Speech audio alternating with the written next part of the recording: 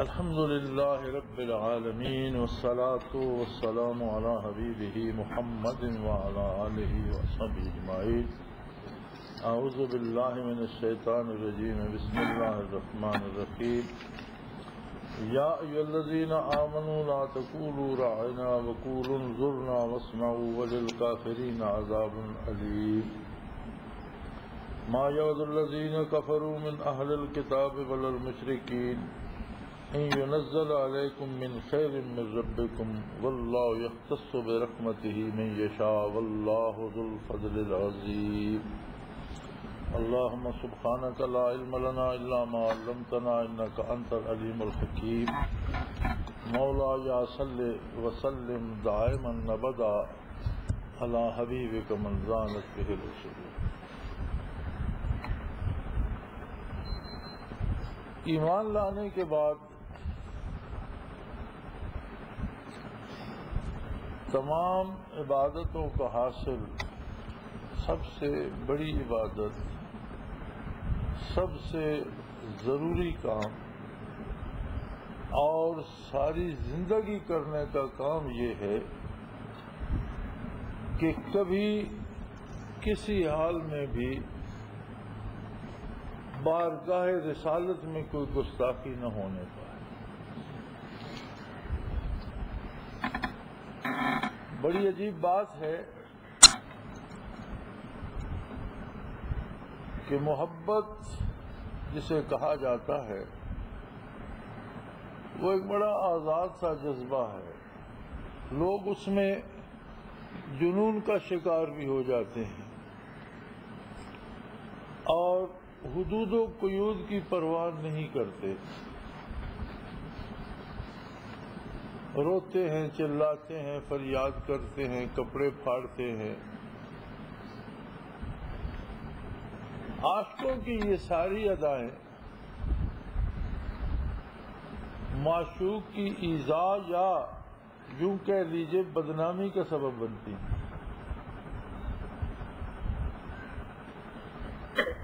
لیکن اس مجبور و بے بس بندے کو جو اسیر محبت ہو جاتا ہے، بھلا ضابطوں کی قید کون بتائے اور اخلاق کی حدود کون سمجھائے. لیکن یہ بارگاہ عالی جو ہے، ایک شاعر نے بہت خوب کہا، ادب گاہست زیر آسماں از عرش نازک تک. ادب گاہست زیر آسماں از عرش نازک تک. نفس گم کردمی آئین جنید و با یزید اینجا. میں یہ شعر تھوڑی سی تبدیلی سے پڑھا کرتا ہوں. نفس گم کردمی آئین ابو بکر و عمر اینجا.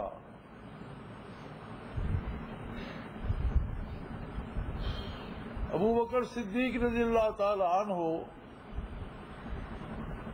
انبیاء کے بعد ساری مخلوق سے افضل ترین بندے ہیں اللہ.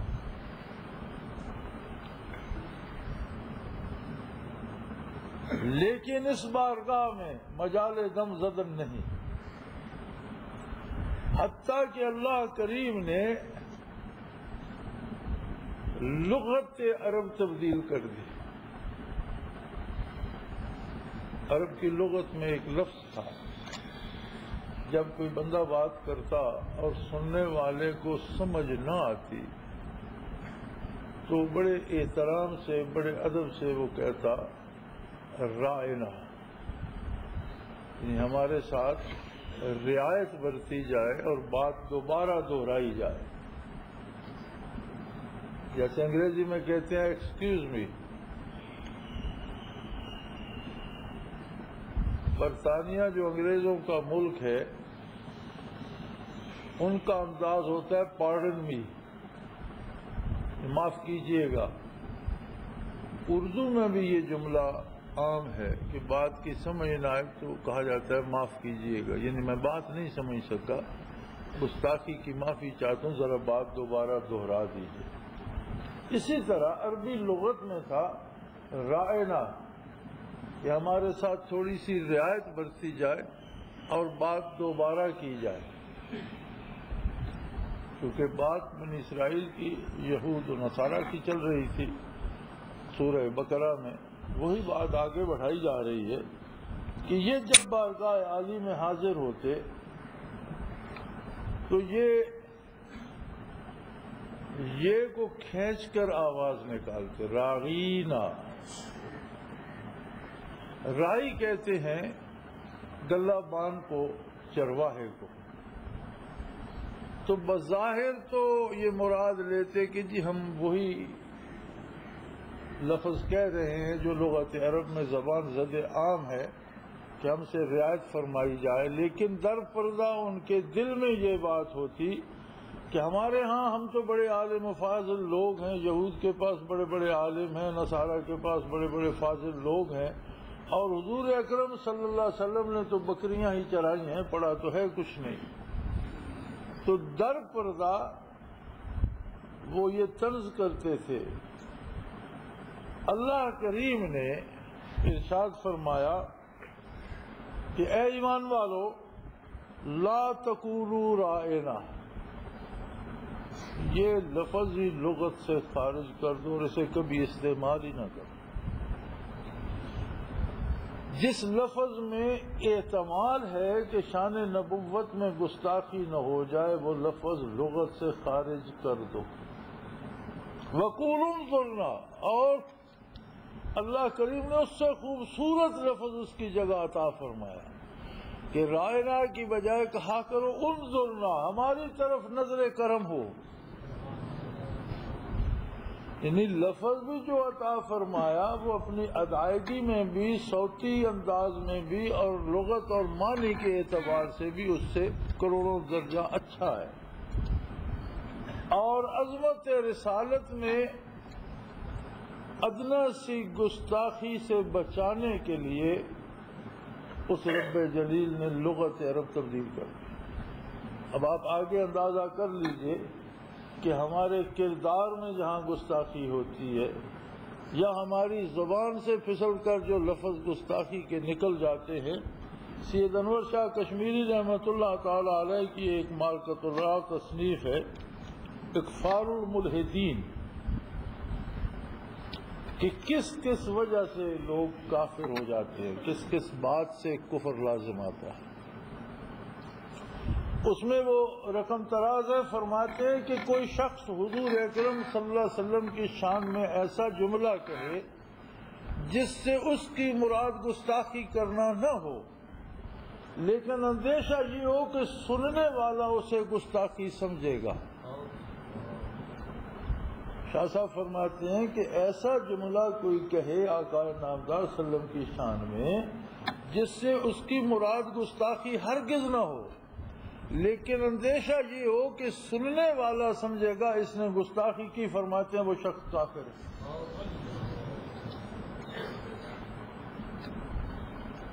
یعنی کفر کے جو اسباب ہیں اس میں یہ بات بھی نقل فرمائی ہے، اور اسی آیہ کریمہ کی ذیل میں فرمائی ہے کہ کوئی ایسا جملہ کہے آقا نامدار صلی اللہ علیہ وسلم کی شان میں، آپ تو رواج ہو گئے نا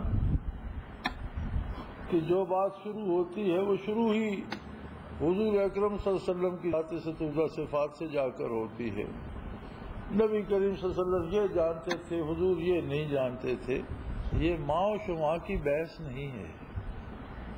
اس میں ایک سادہ سی بات ہے کہ جتنے علوم اللہ نے بانٹے وہ سب بھی جمع کر دیے جائیں تو جو علوم محمد الرسول اللہ کو عطا فرمائے سب سے زیادہ، بات ہی ختم ہوگی۔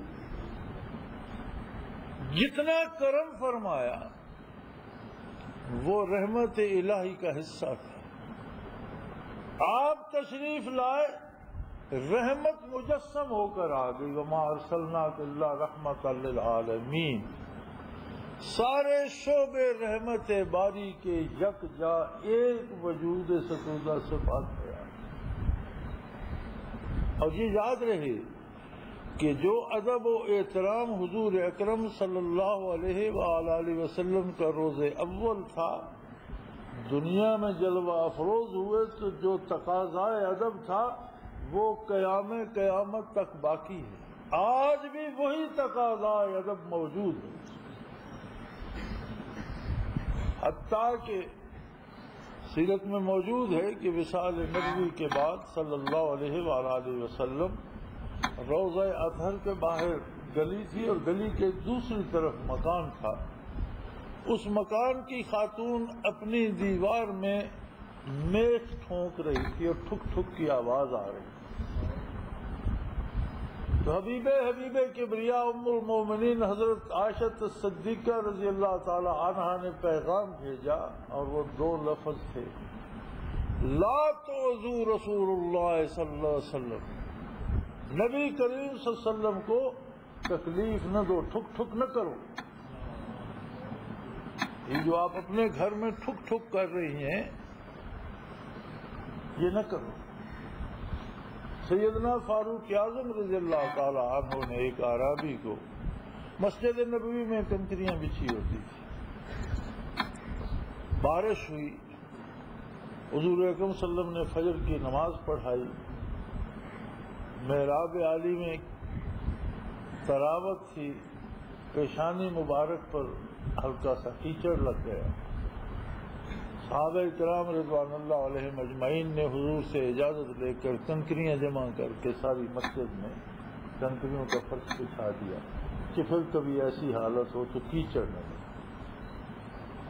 ایک اعرابی بلند آواز میں بات کر رہا تھا، روضہ اطہر کے قریب کھڑا تھا، سیدنا فاروق اعظم رضی اللہ عنہ نے آواز دے کر نہیں بلایا، ایک کنکری اٹھا کر ماری، اس نے مڑ کر دیکھا، خاموشی سے اشارے سے پاس بلایا اور سمجھایا کہ تم کون ہو، کیوں اتنی بلند آواز میں بات کر؟ جی میں اعرابی ہوں، میں ان سے مسئلہ پوچھ رہا تھا۔ فرمایا تم باہر سے آئے ہو، بدری ہو، اگر شہر کے ہوتے میں تمہیں درے مرواتا۔ روضہ اطہر کے سامنے اور اتنی بلند آواز!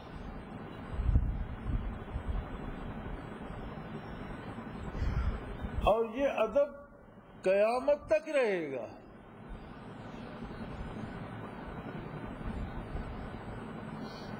ہمارے ہاں نادانی میں نہ سمجھتے ہوئے بہت کچھ ہو جاتا ہے، ہم کوئی کام کرنے لگتے ہیں، شادی کو تو چھوڑیں،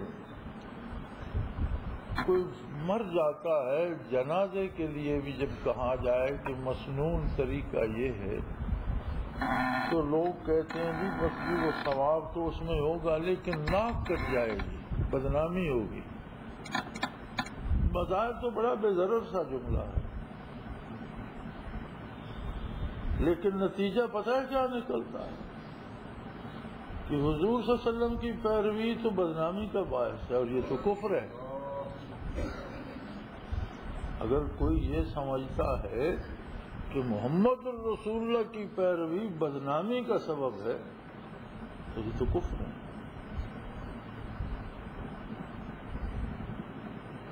یہ وہ بارگاہ ہے کہ جہاں عشق و محبت کو بھی ادب کے تقاضے مد نظر رکھنے پڑتے ہیں۔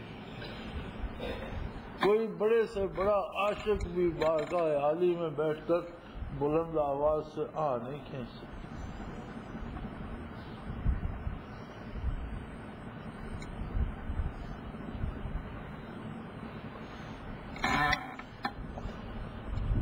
لہذا آپ یہیں سے اندازہ کر لیجئے کہ مومن بھی رائنا کہتے تھے، لیکن نہ وہ یہ کو کھینچتے تھے اور نہ ایسی گستاخی ان کے تصور میں ہوتی تھی، لیکن چونکہ یہود و نصارہ اس لفظ کو غلط طور پہ استعمال کرتے تھے تو اللہ کریم نے فرمایا اس لفظ کو اپنی لغت سے خارج کر، لا تقولوا رائنا، کبھی یہ لفظ استعمال ہی نہ کرو، وقولوا انظرنا،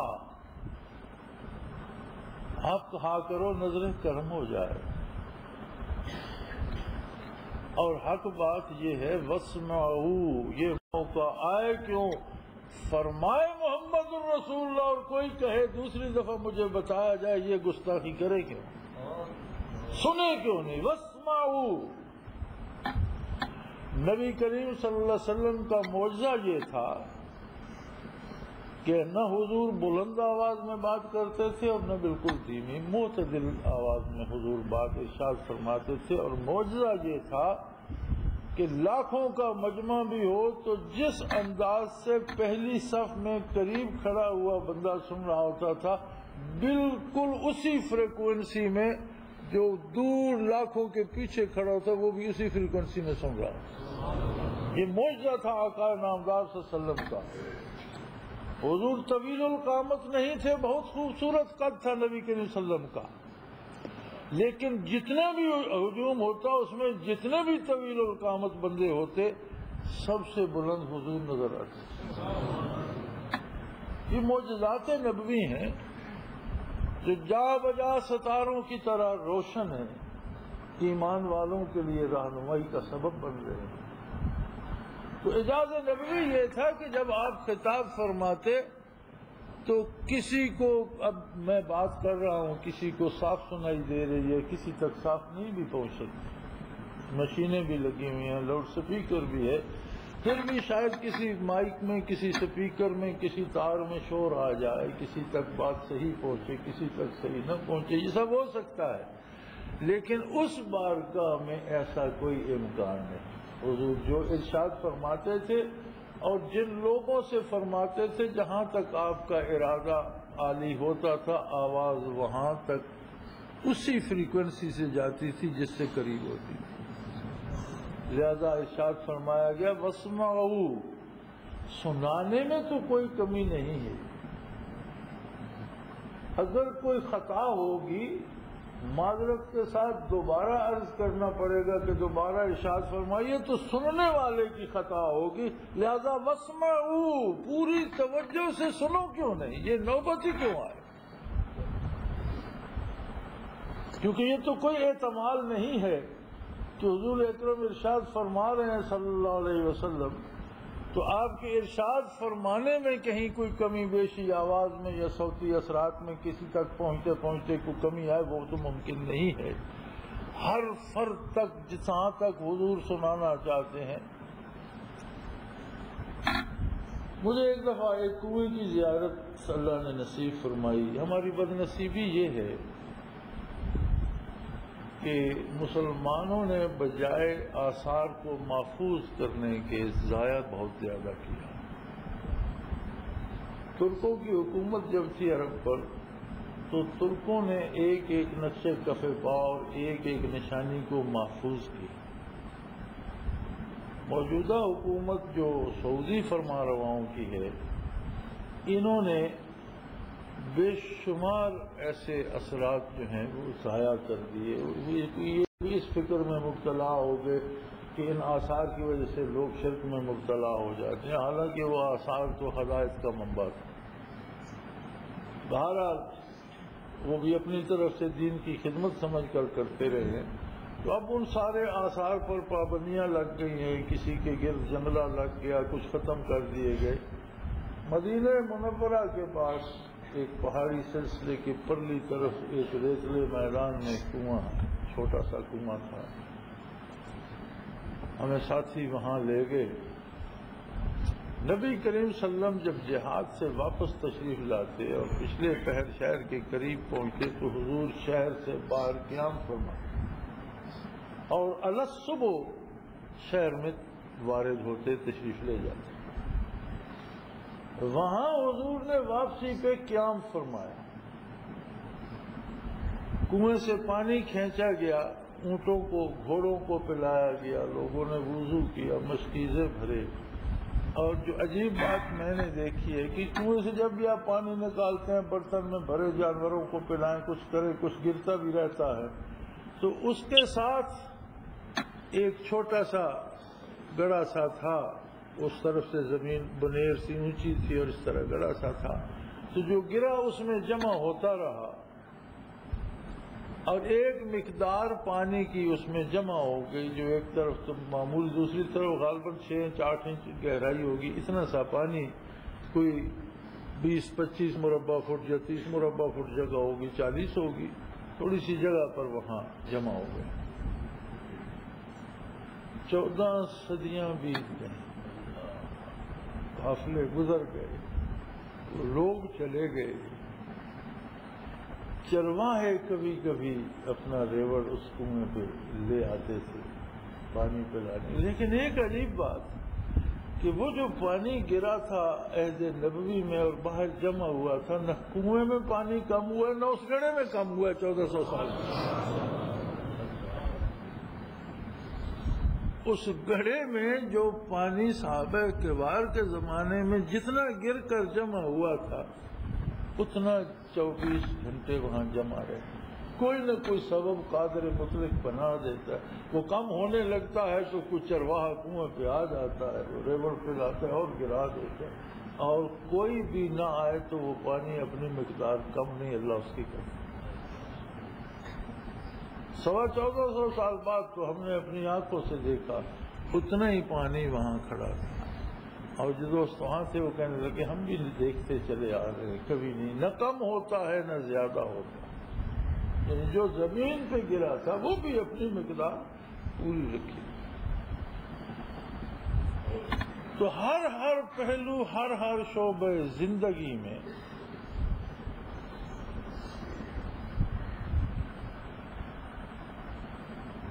ادب جو ہے بارگاہ رسالت کا وہ سب سے مقدم ہے۔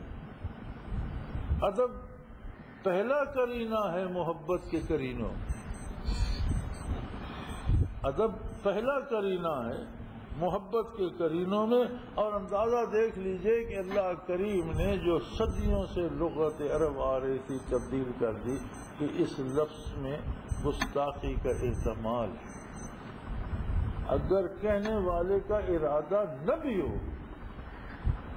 کوئی سمجھنے والا سوچ سکتا ہے کہ یہ گستاخی کر رہا ہے، اور اسی بات کو سید انور شاہ رحمۃ اللہ تعالی علیہ نے کفر لکھا۔ یا الذین آمنوا لا تقولوا راعنا وقولوا انظرنا، آپ لفظ چھوڑ دیجئے اور اس کی بجائے کہا کیجئے کہ نظر کرم ہو، انظرنا ہم پر نظر کرم ہو جائے۔ واسمعوا، اور اصل بات یہ ہے کہ یہ کہنے کی نوبت ہی کیوں آئے، حضور ارشاد فرما رہے ہیں اور پھر کوئی جرأت کرے کہ جی دوبارہ فرمائیے، یہ کیا بات ہے؟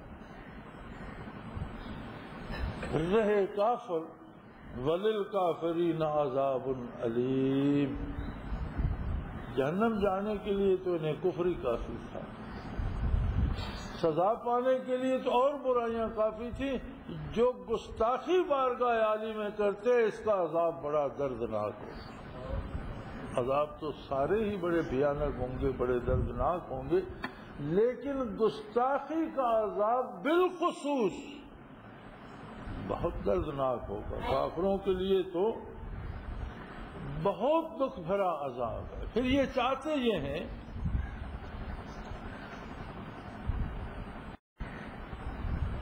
ما یود الذین کفروا من اہل الکتاب ولا المشرکین، کوئی بھی کافر ہو، اہل کتاب میں سے ہو یا مشرکین میں، دنیا کا کوئی بھی کافر ہو، وہ چاہتا یہ ہے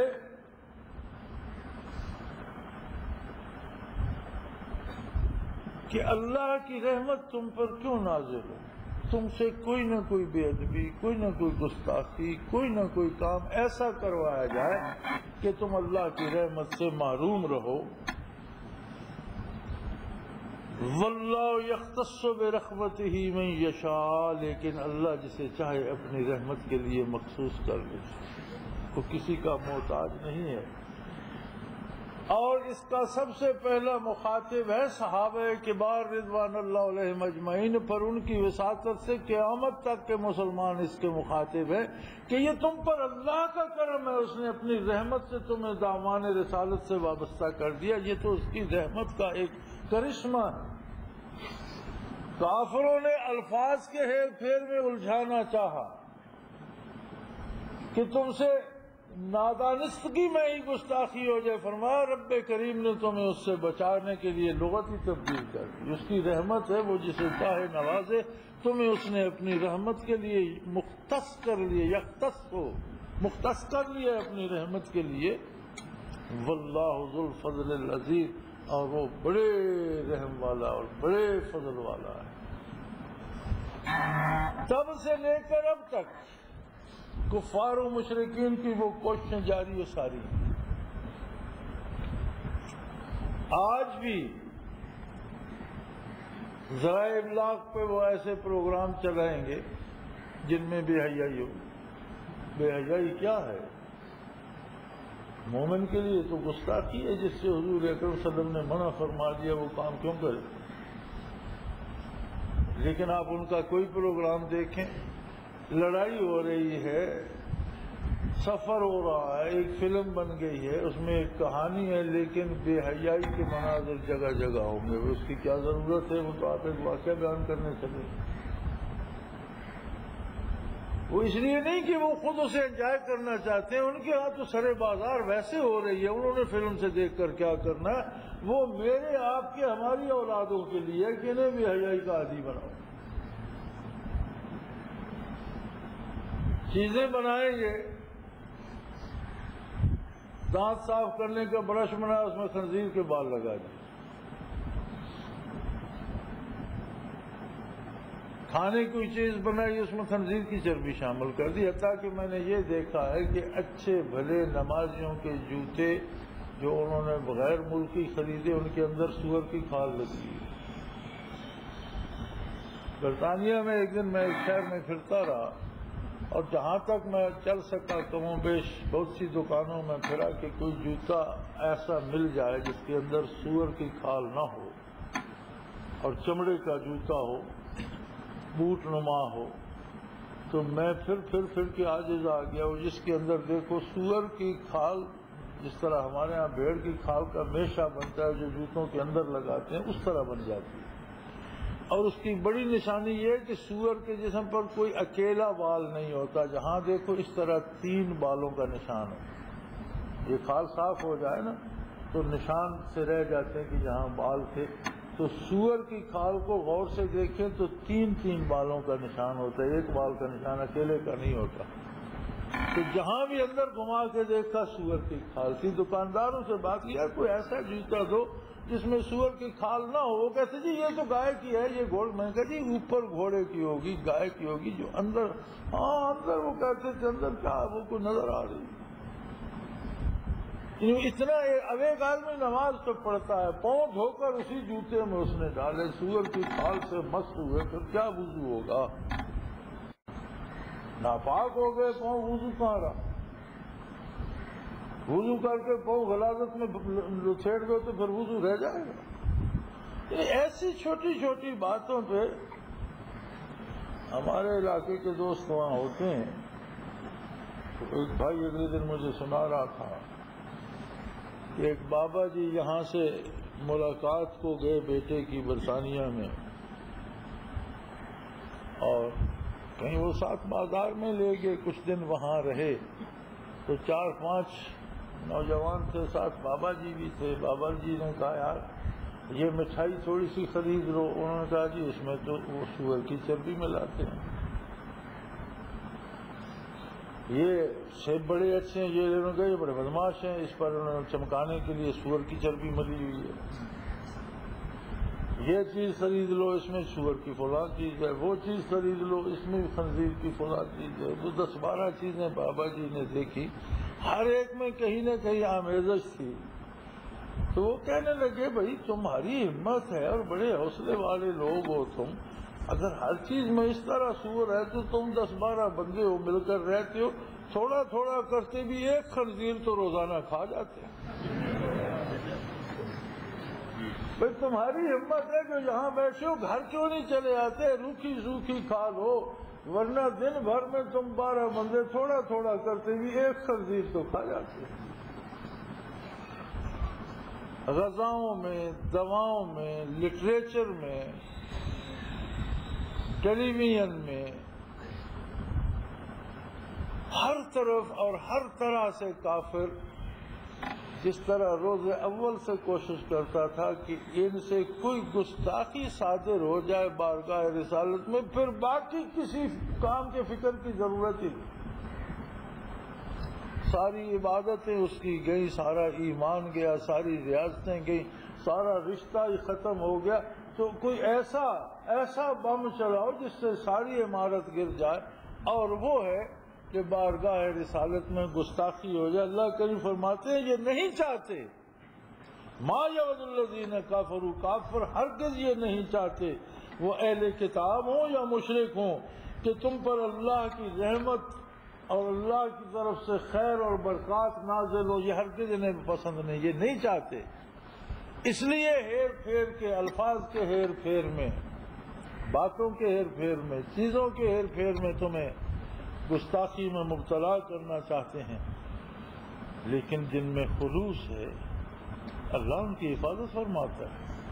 واللہ یختص برحمتہ من یشاء، جسے چاہتا ہے اپنی رحمت کے لیے مختص کر لیتا ہے۔ شیطان کفار مشرکین مل کر اس کا کچھ نہیں بگاڑ سکتے، اس لیے کہ اللہ بہت بڑے عظیم فضل کا مالک ہے۔ اور یاد رکھیں انسان کے بچنے کا پہلا اور آخری سبب اللہ کا فضل ہے۔ کسی نیکی پہ گھمنڈ مت کیجیے، ہم نے نیکی کی اس کی توفیق سے، ہم نے جو غلطیاں کی وہ شیطان کی بات مان کر، ہم نے نیکی کی توفیق اس نے دی، ہم نے برائی کی وہ شیطان کی بات مانی، نفس کی بات مانی، اور ہمیں ہر برائی کا پتہ ہے کہ برائی صادر ہوئی اور نیکی کی ہمارے پاس رسید نہیں ہے۔ ہمیں جن سجدوں پہ ناز ہے وہاں قبول بھی ہوئے یا نہیں کسی کے پاس رسید نہیں ہے۔ اس لیے ہر سجدے، ہر ذکر، ہر درود پر جذبہ تشکر سے دل لبریز ہونا چاہیے، اپنی بڑائی میں مبتلا نہیں ہونا چاہیے۔ بڑائی اللہ کے لیے ہے، عظمت اللہ کے لیے ہے، اور اللہ کے رسول صلی اللہ علیہ وسلم کی بارگاہ کا ادب ہے، ہماری کوئی حیثیت نہیں ہے۔ اور یاد رکھیں تمام ایمان کی بنیاد اس پر ہے کہ کام کرتے وقت بھی یاد رہے، بات کرتے وقت بھی یاد رہے کہ کہیں اس بارگاہ عالی میں گستاخی نہ ہو جائے۔ اللہ کریم ہماری خطاؤں سے درگزر فرمائے، توبہ کی توفیق دے، توبہ قبول فرمائے، اور ہماری ٹوٹی پھوٹی عبادتوں کو شرف قبولیت سے نوازے۔ وآخر دعوانا الحمد للہ رب العالمین۔